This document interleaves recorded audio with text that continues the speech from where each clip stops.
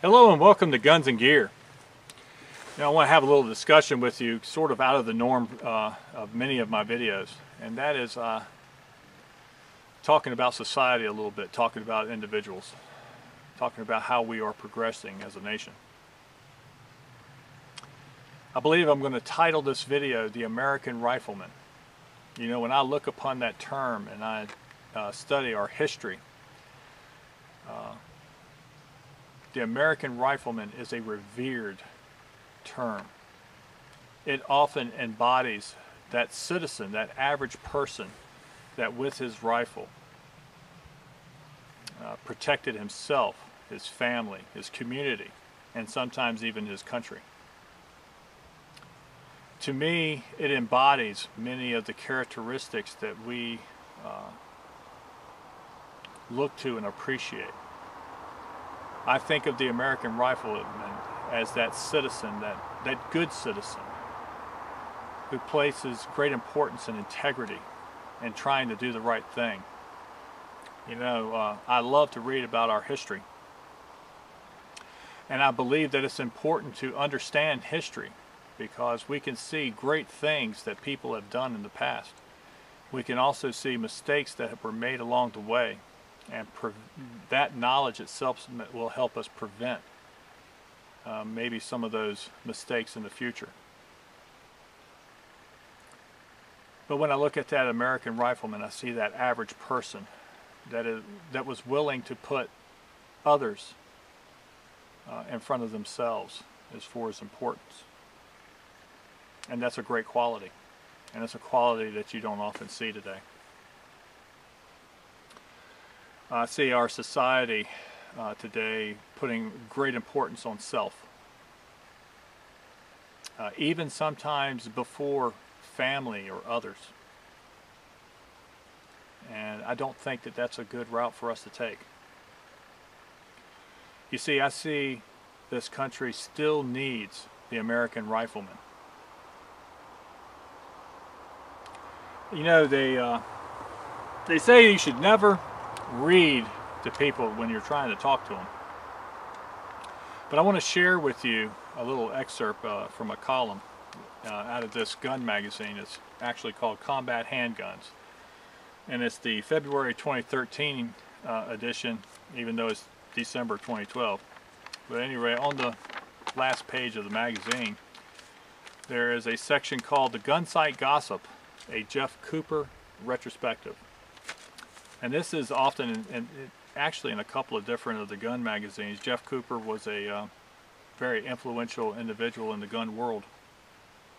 And he wrote many things. And some of these sayings and excerpts are often included and often repeated. At any rate, this one little paragraph states a Pearl Harbor story worth telling. Someone at a table asked a Japanese admiral why. With the Pacific Fleet devastated at Pearl Harbor and the mainland U.S. forces in what Japan had to know was a pathetic state of unreadiness, why Japan had not simply invaded the West Coast. You're right, the admiral told Americans. We did indeed know much about your preparedness. We knew that probably every second home in your country contained firearms. We knew that we knew that your country actually had state championships for private citizens shooting military rifles. We were not fools to set foot in such a quicksand. You see, that citizen defender, that American Rifleman, was not only revered, but also feared by our enemies. And I don't believe that we should ever get to a point where we become so complacent that we forget that role. Now, we have a mighty military in these modern times, and it is often suggested that our military is amongst the finest on the planet. But even with such a great military as we have, we should never ever become so complacent that we do not include preparations to defend ourselves, our own homeland. We should never be so bold in the thinking that we would never have to defend ourselves, our communities, our families, our country on our own soil. So I think we need a new generation of American riflemen. Those people that have the fortitude to stand firm and place others ahead of themselves. That's just a thought. Thought I would share that with you folks. You know, I dearly love my country, and I understand that civilization progresses.